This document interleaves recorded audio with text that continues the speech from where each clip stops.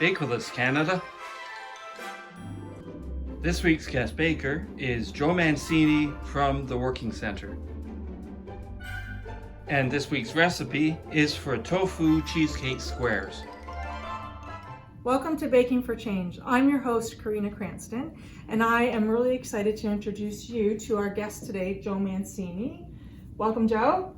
Joe is the director of the Working Center in downtown Kitchener, and we're going to hear more about that later in the show. But Joe, what do you have in store for us today? Well, today we're going to make tofu cheesecake squares.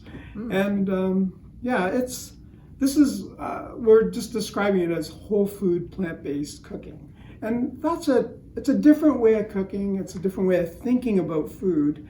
And so I'm kind of excited to show that. That sounds really good. There's a connection to the Working Center because we've run 2 vegetarian cafes, Queen Street Commons Cafe, which is a very popular cafe in downtown Kitchener, and then we kind of branched into Fresh Ground, and that was focused wholly on whole food plant-based, and so we had a whole menu. The thing was going just great before the pandemic, and so it's kind of fun to talk about these kind of ingredients and how they can be really healthy and a different way of eating that's closer to the ground.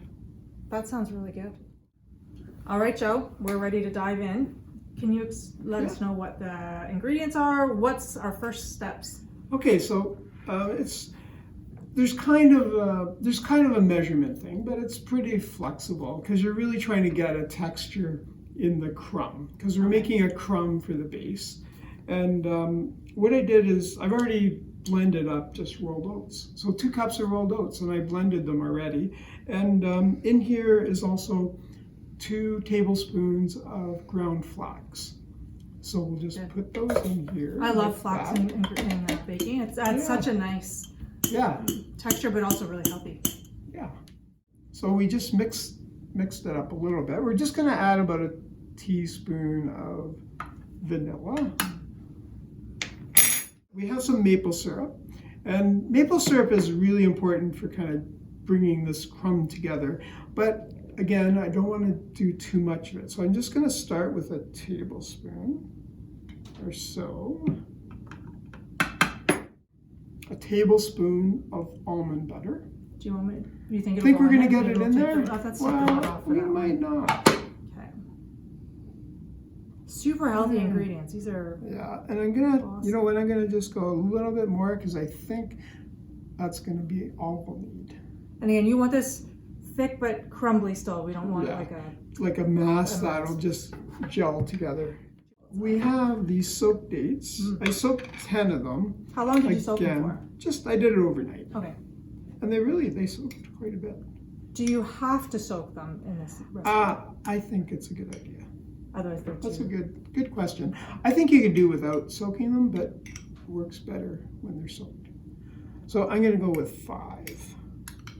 And then we're going to see what it looks like. All right, this looks great. Let's get this back on. Good to go. Okay, let's. I think that's really close. So we should try and take this off. And what are you looking for? Yeah, I want it to be able to hold together. Okay, because so a little sticky but crumbly. It's actually, I like that. Good.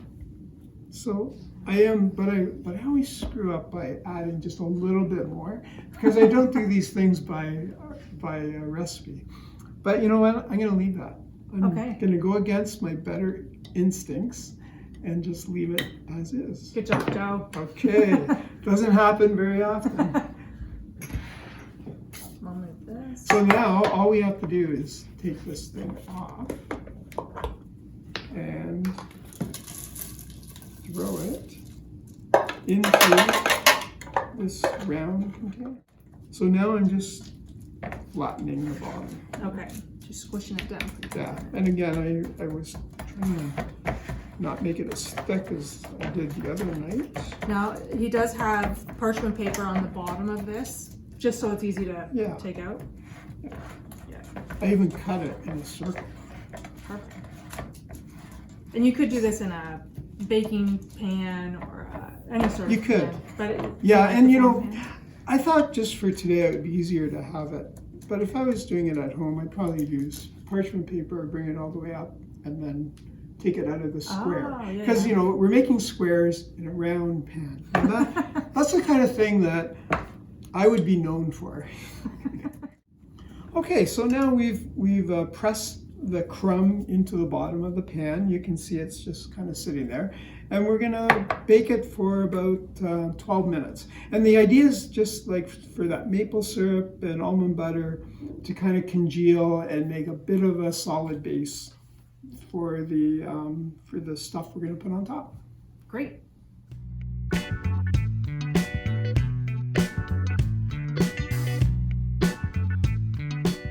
So while the crust is baking, Joe, I would love to hear more about the Working Center. So like I mentioned earlier, you're the director of the Working Center. Yeah. And it's quite the establishment in Kitchener. So Joe, can you give us an overview about the Working Center, what it is, what you do, all that? Yeah. And that's a big question. Or maybe it's a big answer. The Working Center, it's a thing. We actually call it like an organism. And it's been in downtown Kitchener since 1982, and we had this idea of acting on unemployment and poverty, and so there's so what has come from that are all these projects, but within these projects there's buildings, and we own these buildings and we renovate them and we involve people in projects and service to the community. And so then you start listing the things that we do, and like the Employment Resource Center, like 5,000 people used the Employment Resource Center last year. Another 5,000 people had their income tax or were supported around financial kinds of issues. There's, of course, St. John's Kitchen, which serves up to 400 meals every day. We've been doing that since 1983. Wow. As a drop-in in downtown Kitchener. And then, then there's other kinds of projects that grow out of all that, the downtown outreach and specialized outreach supports, and then the hospitality house. Then you kind of have housing that's all part of that as well. And there's all kinds of different housing projects or housing that is integrated into our buildings. And so there's almost 80 units of housing. And then there's this other thing, which is shelter, and that's a whole new area for the Working Center. And there's every night for the past 3 or 4 years, up to 230 people a night have had shelter. So within any of those projects, I could talk a fair bit. But then there's also social enterprise within the Working Center, and that's our cafes that I might have mentioned, but also Worth a Second Look and Recycle Cycles, the bike shop. But we see our housing as social enterprise as well. And we had a market garden for 10 years, producing about 20,000 pounds of vegetables. So this is a massive organism that I'm sure is having huge impacts on the community in Kitchener. Yeah, that started from nothing. Wow. And so it kind of shows that you can organize to do really important things in the community with ideas and building community support. Because we haven't achieved all that. We've only achieved all that because of all the kind of community support that has rallied around our work. And it's really, people watching the show. There's people watching the show that I know have been helping to do something for the Working Center. It's just, the numbers are just mind-blowing. That is amazing. Goodie Goodie is a non-profit bakery offering training and jobs for refugee youth. Hi, it's Stephen at Goodie Goodie, and that was Wendy Pauls, the host of the Baking for Change show. We're getting ready to launch our first ever pop-up bakery, and we could really use your help. We want to earn our way, not just accept donations. So 100% of the profit from our bakery sales and 100% of your donation goes towards paying our young refugee staff. Everyone at Goodie Goodie is a volunteer, and we don't pay for things like rent or advertising, so our administration costs are almost zero, which makes us a pretty good choice when deciding who you want to support. There's a donation link right on our website, as well as in the description section of this video. And the more you donate, the more refugee kids we can bring into our program. For more information, visit goodiegoodie.ca. You told me earlier about some of the virtues that the Working Center has. Can you go share them with the audience? Yeah. We called it the pastoral circle. You have to learn the experience, be on the ground, walk with people, and understand their reality. It's kind of that idea. Like, if people are left out of work, what is the reality when that's true? It's not to say you need to go find a job. Well, there's no jobs out there. Well, what's really going on in that person's feelings? The reality. And then so how you answer that is partly you have to have social analysis. So you learn the experience, and then you have to have social analysis. Like, there's 14% interest rates. That's why this person isn't working. So then you have to understand the social context, social analysis. But then you have to bring ethics. And for us, we started with gospel ethics. But these ethics are also community ethics. And then you have to have action. But for the ethics, over time, we started to say, well, the ethics of the Working Center are live simply, serve others, reject status, work as gift. And then those things are what build community. Mm-hmm. And those things, those first ones, live simply, serve others, reject status, work as gift, they come from the heart. They have to move your heart. And all good work comes from the ability to move one's heart. And so if you think about that, and then that's how you start to build community, because you let down your guard to bring people in. And then we added a new virtue. It's called building community tools, or creating community tools. And we thought of that because, St. John's Kitchen was a community tool. We thought of Recycle Cycles, the bike shop. That's a community tool. Our resource center, helping people find jobs. That's a community tool. And it's a community tool if you involve the community in it. Mm-hmm. Like, if you see it as a job that's teaching these people how to get work, maybe that's not so much a community tool, but it can be a community tool if the people walking in can see in the place a way for them to further, who they are, to integrate into the community, to build their family, to see what they need to see in society. And these are the things we thought were missing, even back in 1982. We had a lot of reasons to think that, and I don't think it's any different today. All right, we're moving on to the tofu cheesecake part of the recipe. The fun part. The fun part. Yeah. Take it away. Well, I've used this, I don't know, what is it called? Medium firm tofu. You can find that anywhere.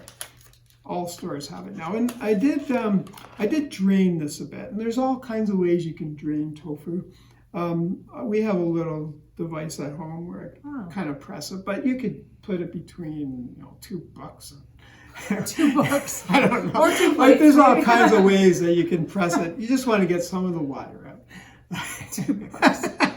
What happened to my books, Joe? They're all like... Yeah, they're wet. They're very wet. Well, you'd put a cloth, of course. I was assuming you knew that you would have a cloth in between. Nope. Oh, okay. So there, it's quite soft. Yeah. And one of the things that's really important, this is a really easy dish to make because we didn't even bother cleaning the container. And I think anything that goes smooth like that is a really good recipe. Mm-hmm. And you'll see that it will just go really quickly.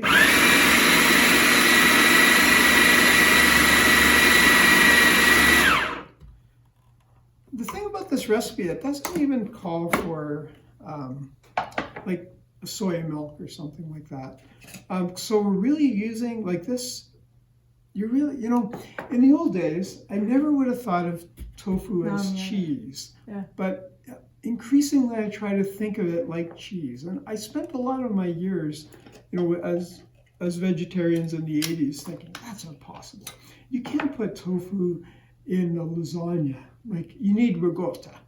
And it's coming from kind of an Italian background. But increasingly, I like tofu. And generally what you do is you add lemon to just get a little more of a zippy taste to it. So we're going to add some cashews. I soaked a little over half a cup, but I noticed they grew overnight. So I'm not sure why they grow. I thought they had already grown, but they seem to have doubled in size. So I'm going to just kind of use about, oh, that's pretty good. That looks half a cup. Yeah, it's a little bit half a cup. Now we're going to try to get this on, but I don't seem to ever get this. Oh, look at that. Got it. Okay, over time we're going to what I'm going to do is just add some, probably 2 tablespoons of lemon juice.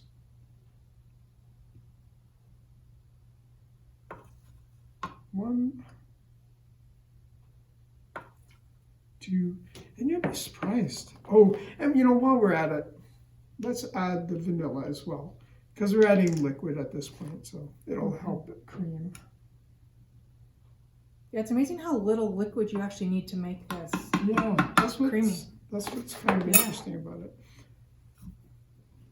Okay, so we'll try and cream this up. The last ingredient is sugar, and sugar is variable. Like, you might want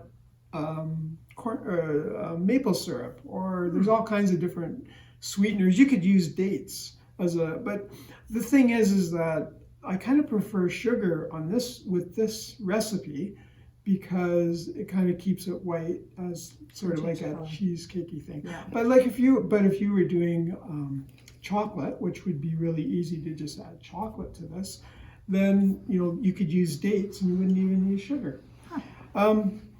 So the only thing is that we've added in here, I just added, because I was getting ready, I added a tablespoon of tapioca powder, but you could just put cornstarch if you didn't have tapioca. Tapioca is kind of a lighter thing than cornstarch. But otherwise, this is about a cup of sugar. And it's cane sugar, so that's just a little different than white sugar. But of course, if you wanted to just use white sugar, that would work too. And the tapioca is a thickener? Yeah, it's going to be a thickener. And you can already see it's pretty thick. So we have this lovely creamy mix that looks so good. What do we do? Yeah, well, it's pretty simple. You basically put it into this. So our pan is cooked a little bit, just 12 minutes. And now we're going to put the filling on top. And the crust is nice because if you touch it, it's actually quite firm. So there's it's cooked and ready. It's not too crumbly. It's just a nice hard base. Okay, I am really bad at, like, my ability to make something smooth in a round pan seems to be not there. I do like drywalling, and I love a good thing, but I can't do it in here. I mean, I got the wrong tools, I think. So this looks like heck. But I bet if you just kind of, it'll just like flatten on the oven, I bet. Yeah. Looks good. So there we go. We're done. So what are we going to do? So we're going to put that, let's put it in the oven for probably 15 minutes is all it needs. 20 might be good too. Okay. And is there anything you're looking for to know if it's done? Or it just you'll kind of just see it's congealing. Okay. Because you just want to give it we almost put nothing in it that's going to congeal it. You're really just letting some of the water evaporate a bit. Gotcha. Yeah. Okay. Let's put it in the oven.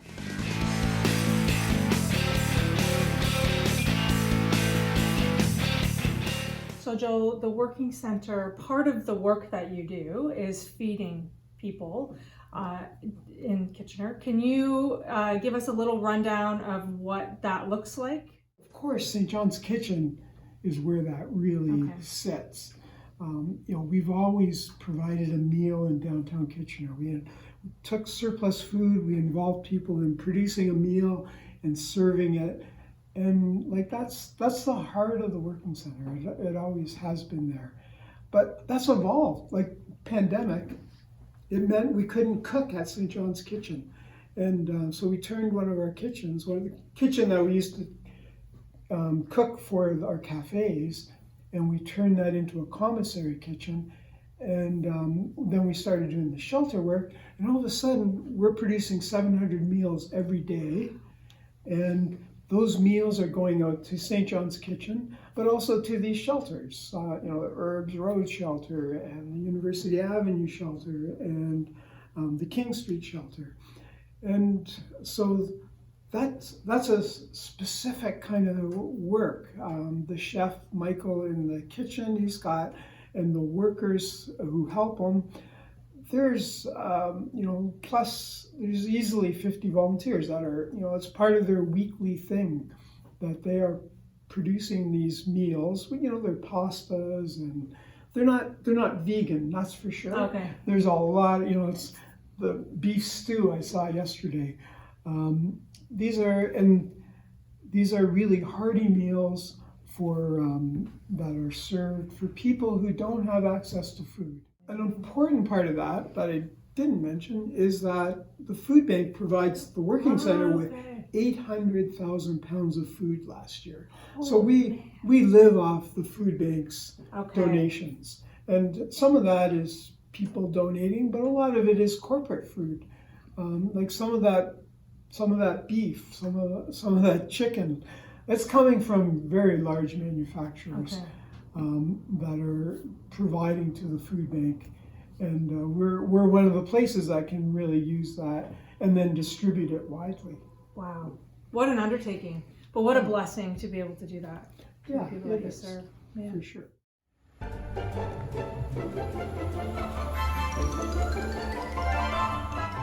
Thank goodness it's Friday, because that's the day Goodie Goodie Pop-Up Bakery is open. Goodie Goodie is a non-profit bakery providing training and jobs for refugee youth. Delicate French petit fours, giant New York-style cookies and chocolate from Peace by Chocolate in Nova Scotia. And 100% of the profit goes to support their young refugee staff.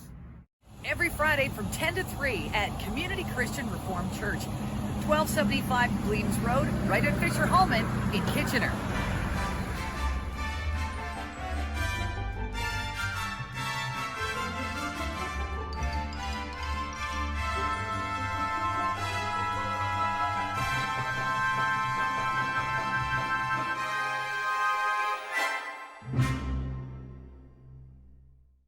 We didn't see the kind of, this like 200 people without housing. Like maybe it used to be 40 or 50 people who we knew and they were making a specific kind of choice. It was a hard choice, but they had options or they didn't have options, and they were definitely marginalized from society, but they could exist in that framework of living rough on the street.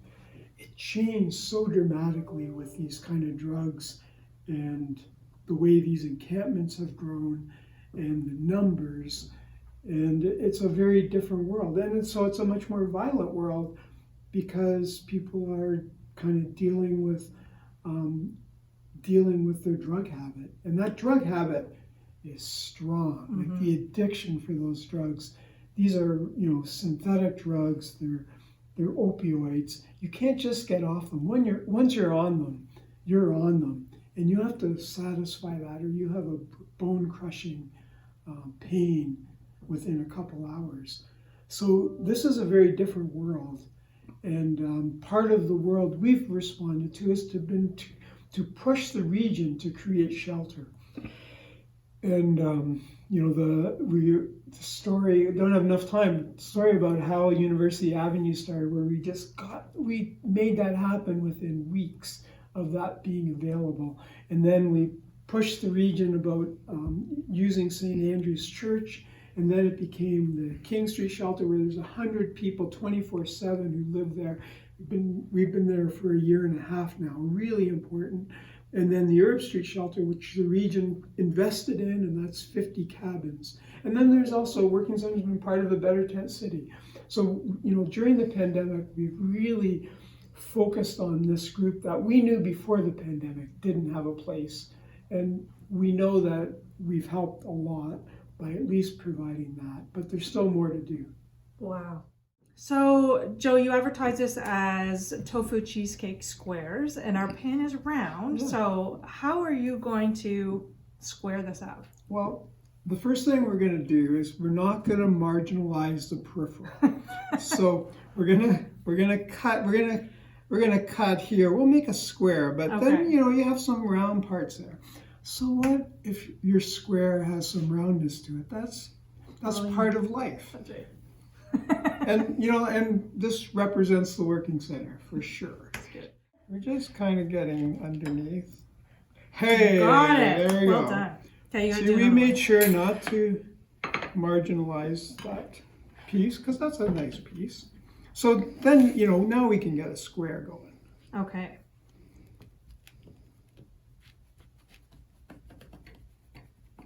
It has a very lovely aroma.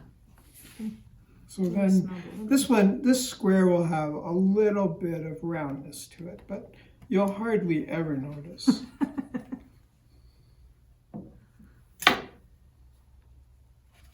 Oh, there you go. Look Look at that. Beautiful.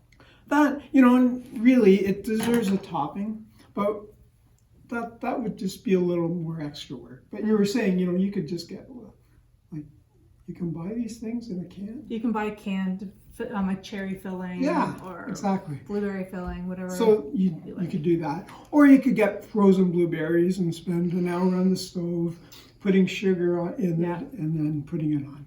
This is nice and simple, which this also is goes really with your simple. motto. Yeah. Simple. Yeah. All right, we should try this. Yeah. Ready? Oh, please. Fork for you. Fork for me. Okay. Oh, you want to dig into that? I get this one. I get these two. All right. Let's see how it turned out. Oh, nice little crunch. All right. Cheers, Joe. Okay. Warm. Yeah, there's a high tofu taste. But the lemon, that's got nice lemon. It's very creamy with I like the crust a lot. Yeah. I think it's great. I would definitely make this. It's really at home. simple. And you Like can a few bites. and you can firm it up. Like maybe it needed 2 tablespoons of tapioca or cornstarch and probably 10 more minutes in the oven. But we're filming here. We only have so much I know. time, right? And it's really good. Thank you for sharing this recipe, Joe. I am going to try it this weekend at home. All right. Thank you for the work that you and the Working Center do. I don't think we even have a little bit of an ounce of the impact that you have in this community, but from the stories that you shared, I know that you are changing lives every day. So thank you, and to your wife, Stephanie, and for all of the people at the Working Center. We appreciate you. Well, thank you. Have a good day. Thanks for watching, and see you next time on Baking for Change.